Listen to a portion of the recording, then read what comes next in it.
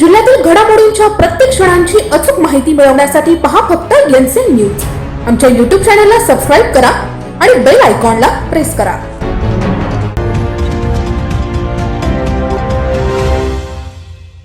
नाशिक शहर आणि ग्रामीण यातील सर्वसाधारण सगळ्या गोष्टीचा आढावा घेण्यासाठी आम्ही मीटिंग करत असतो, बसत असतो आणि त्याच्यानंतर जे आहे डिझास्टर मॅनेजमेंटच्या माध्यमातून काही निर्णय सुद्धा होत असतात. तर या मीटिंगला जे आहे पोलीस कमिशनर मांडे आहे, कलेक्टर साहेब आहेत, मांडवे साहेब, म्युन्सिपल कमिशनर जाधव आहे, पाटील आहेत, मॅडम आहेत, आमच्या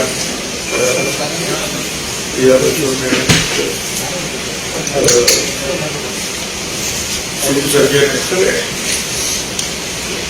तर आज 30 जूनला 7,591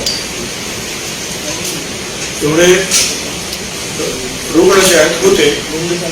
आज 11 जूनला ऍक्टिव्ह पेशंट जे आहे ते 4,593, म्हणजे जवळपास 3,000 रुग्ण जे आहे.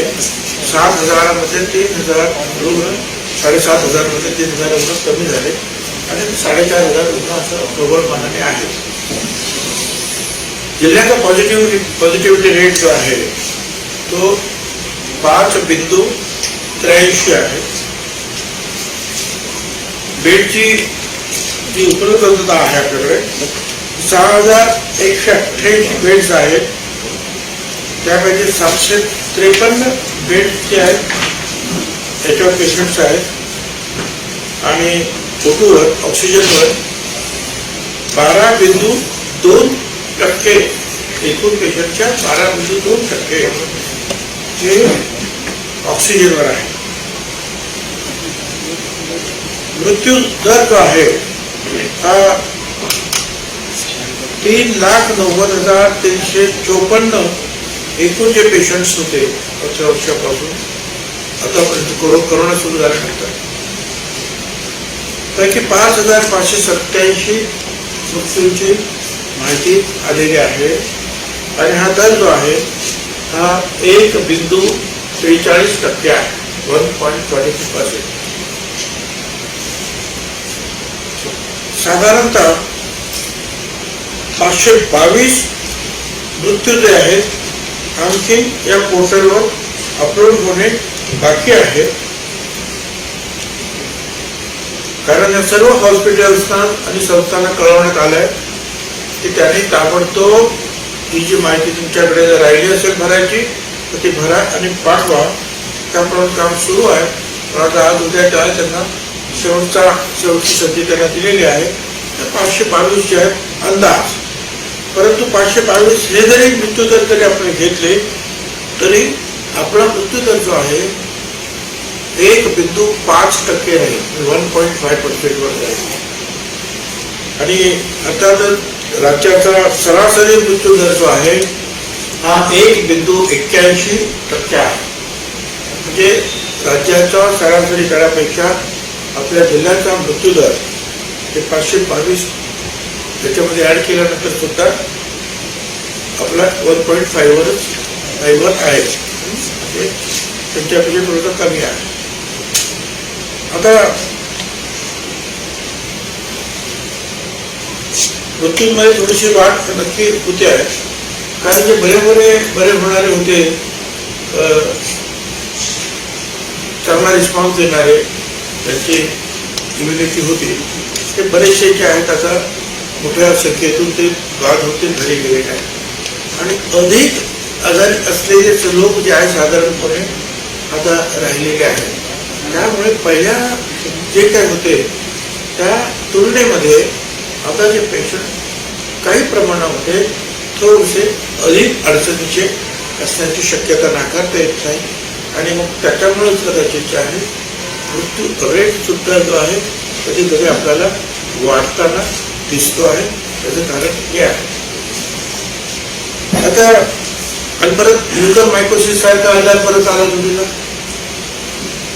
हे एक कारण ठरू शकते. पोस्ट कोविड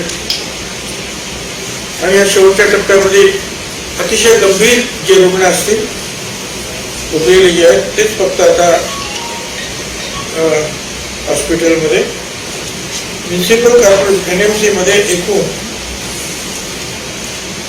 शहरामध्ये 1839 पैकी आपण 1769 हॉस्पिटलमध्ये आणलेले आहेत.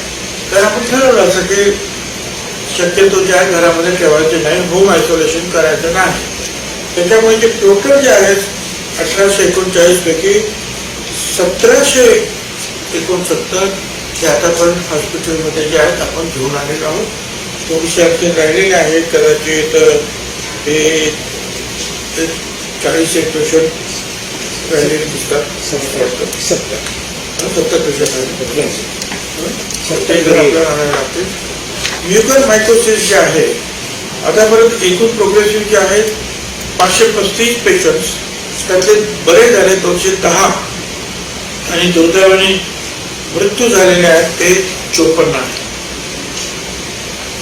आता आणि त्याच्यातल्या ज्या मोठ्या शस्त्रक्रिया ज्या झालेल्या आहेत, ते डोळा काढून टाकणं किंवा नाकातला आतला भाग काढून टाकणं किंवा टाळू काढून टाकणं, अशा ज्या मेजर शस्त्रक्रिया ज्या आहेत या 194 झालेल्या आहेत. अर्थात त्यात बहुतेक ज्या खाजगी रुग्णालयातच झालेल्या आहेत आणि आता सिव्हिल हॉस्पिटलमध्ये सुद्धा सुरू झालेल्या आहेत. आतापर्यंत 3 यशस्वी शस्त्रक्रिया ज्या आहेत सिव्हिल हॉस्पिटलमध्ये सुद्धा झालेल्या आहेत आणि त्याला त्या शस्त्रक्रियेला मदत करण्यासाठी खाजगी ENT सर्जन जे आहेत ते जेव्हा बोलवतो तेव्हा ते येत आहेत. औषधाचा साहजिकच तुटवडा फार मोठा आहे. एम्फोटेरिसिन B 23,420 ची आपण मागणी केली.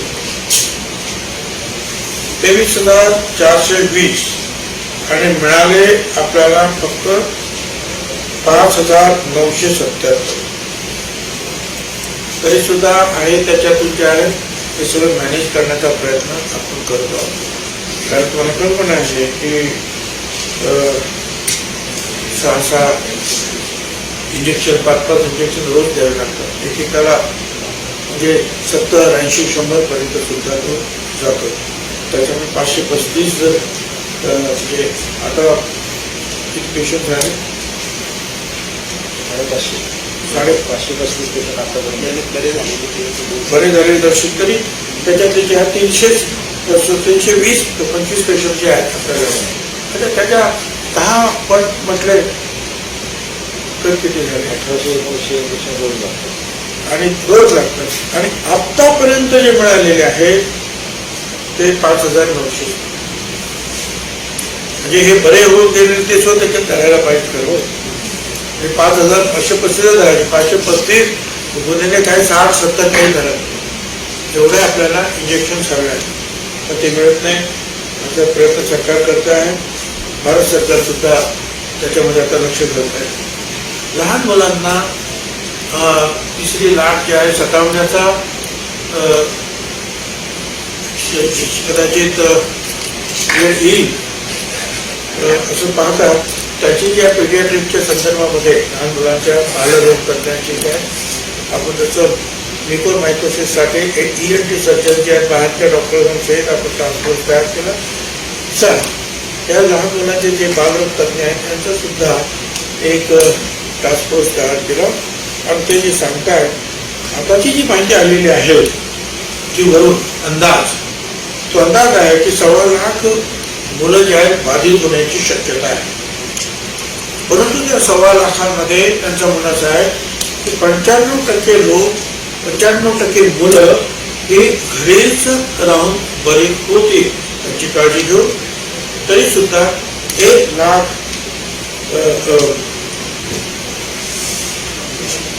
5% जी मुलं जी आहेत 95% होम आयसोलेशन मध्ये म्हणजे 1,15,000 त्यातले जे आहेत ते होम आयसोलेशन मध्ये म्हणजे घरी त्यांना ठेवता येईल ठेवावं लागेल ते बरे होतील. 5% जे आहे ते पेडियाट्रिक कोविड केअर हॉस्पिटलमध्ये म्हणजे साधारणपणे जे 5,000 मुलं जे आहेत त्यांना या जिल्ह्यामध्ये आपल्याला प्रत्येक हॉस्पिटलमध्ये आणून त्यांना ट्रीटमेंट द्यावी लागेल, औषधोपचार करावा लागेल आणि त्यासाठी 1% जो आहे हाय डिपेंडन्सी युनिट हे 1200 की त्याची अतिशय जरूर काळजी घेण्याची गरज लागणार आहे. 1200 आता त्याच्यासाठी पूर्वतयारी केलेली आहे. हे झालं मी तुम्हाला म्युन्सिपल कॉर्पोरेशनचं सांगितलं आणि रुरलचं जे आहे ग्रामीणचं खाजगीमध्ये 223 आणि HDUमध्ये 15. तर अशा त्याने एका वेळेला 700, 800, 900, 950 पेशंट जे आहेत एका वेळेला आपण त्यांना त्यांच्याकडे लक्ष देऊ शकतो, त्यांना औषधोपचार करू शकतो एवढे आपण तयारी ठेवलेली आहे. आणि अशा एकूण 5000 पेशंट जे आहेत ते आपण हाताळणार आहोत. एका वेळेला जवळजवळ 1200 पेशंट आपण हाताळतो. ऑक्सिजनची कमतरता अजिबात नाही. उत्पादन क्षमता जवळजवळ 50 मेट्रिक टनने वाढलेली आहे. सध्या 100 मेट्रिक टन ऑक्सिजन उत्पादन होऊ शकतं. याच्यामध्ये जे आहे परत आणखी 62 PSA, अजून आपण 19 होतो, मग 43 का काय झालं, 53 झालं, आता 62 PSA जे आहे हे त्याच्यातले थोडेफार दिले तर ते सगळे जिल्ह्याच्या सरकारच्या वतीने होत आहे. आणि त्याच्यामध्ये जवळजवळ 60 मेट्रिक टन हा कायमचा ऑक्सिजन आपल्या जिल्ह्यातील तालुक्यातल्या शहरातल्या हॉस्पिटलमध्ये हवेतून ऑक्सिजन ओढून घेऊन पुरवण्याचं काम होऊ शकेल. 62 ठिकाणी ही व्यवस्था करतो आहोत. त्याच्यामध्ये 60 मेट्रिक टन.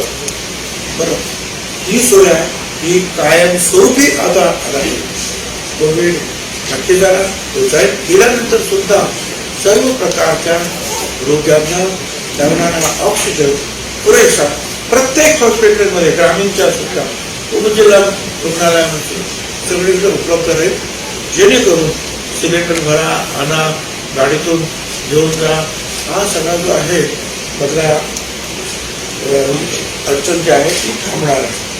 त्यामुळे ती काही अडचण येणार नाही. आता साधारणपणे जे आहे नवीन आम्ही काही याच्यामध्ये मागच्या आठवड्यामध्ये जो आपण निर्णय घेतला होता त्या गोष्टी सुरू राहतील, काय गोष्टी बंद राहतील, त्याचे नियम काय आहेत, निर्बंध काय आहेत, ते सगळं जे आहे तसंच्या तसं सुरू राहील. फक्त त्याच्यामध्ये नॉन्स आणि जे काही लग्नवाले जे आहेत त्यांना आपण शनिवारी आणि रविवारी सुद्धा दुपारी 4 पर्यंत परवानगी दिली. शनिवार रविवार आपला टोटल लॉकडाऊन असतो, त्याच्यामध्ये मात्र त्यांना आपण 4 वाजेपर्यंत परवानगी दिलेली आहे. अर्थात की त्यांना जे आहे फक्त 50च व्यक्तींच्या मध्ये हा लग्न समारंभ उरकावा लागेल. बाकीच्या काही मागण्या जरूर आहेत, विशेषतः मॉल्सच्या बाबतीमध्ये आहे. वेळ जो आहे 4 वर्षाचा तो आर्थिक पुढे वाढवावा असा आहे. परंतु त्याचा निर्णय जो आहे अशाच रीतीने जर पेशंटची संख्या जर कमी होत जर केली तर माझं असं म्हणणं आहे की पुढच्या आठवड्यामध्ये हा निर्णय आपण घेऊ शकतो. आज तरी आपल्याला सगळ्या कल्पना आहे. आज नाशिक शहर हे लेवल 2 मध्ये आहे, तर ग्रामीण लेवल 3 मध्ये आहे. तरी सुद्धा जे आहे इथली सगळे कमिशनर वगैरे जे आहे सगळ्यांनी ठरवलं की लेवल 2 मध्येच राहूया. आणि हे लेवल 2 मध्ये जर आलं तर अख्ख्या जिल्ह्यातले लोक जे आहेत ते परत तिथे गर्दी करणारच आहेत. त्यापेक्षा ग्रामीण रुग्णसंख्या कमी होणं आज गरजेचं आहे.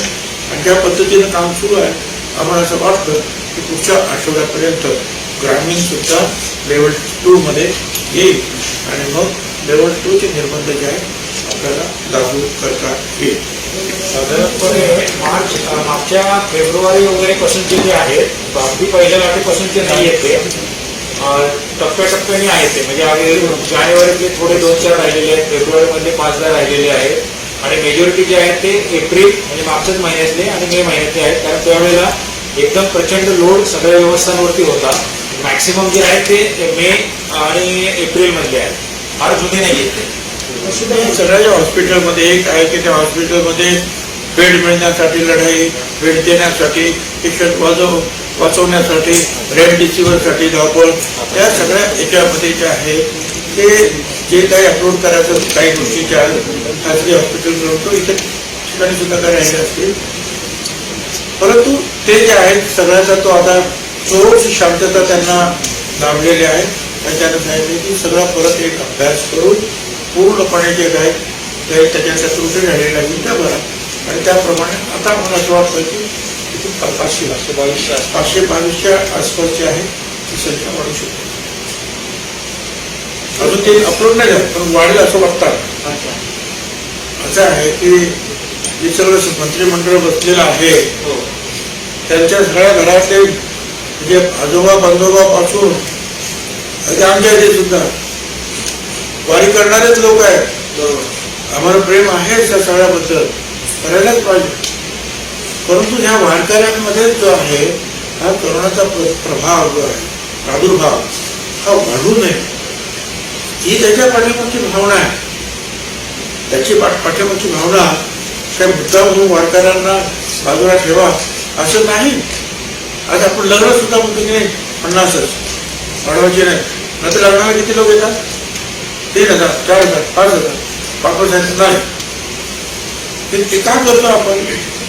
अधिक गर्दी जी आहे होती आणि वारकरी ज्या एवढे सगळ्या गर्दीने जाते महिना चालत, मला असं वाटतं की आपण स्वतःचाच विचार करावा की त्याचे काय काय परिणाम होऊ शकतात.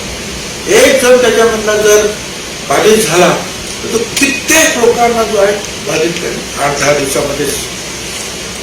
त्यामुळे जे आहे पूर्ण मंत्रिमंडळाने विचार केला, मुख्यमंत्री उपमुख्यमंत्री त्यांची कमिटी आणि त्यांनी ठरवलं की दोन्ही गोष्टी साध्य झाल्या पाहिजेत आणि त्यासाठी बसेसमधून 10 मानाच्या ज्या आहेत पालख्या त्यांना परवानगी दिलेली आहे बसेसमधून. पुढून जे आहे ते साधारणपणे किंवा खाडीपासून त्यांनी चालत जायचं आहे. नाही तर आता प्रत्येक गावागावातून जर ते निघाले तर गावागावामध्ये थांबणार आहे. गावातल्या कुणाला जर झाला असेल आणि तो त्यांची सेवा करत असेल तर त्याचा परिणाम होऊ शकतो. इथं आणखी कोणाला झाला तर गावावर परिणाम होऊ शकतो. अशा अनेक गोष्टी आहेत. त्याच्यामुळे हा फार प्रेस्टिजचा इश्यू करू नये.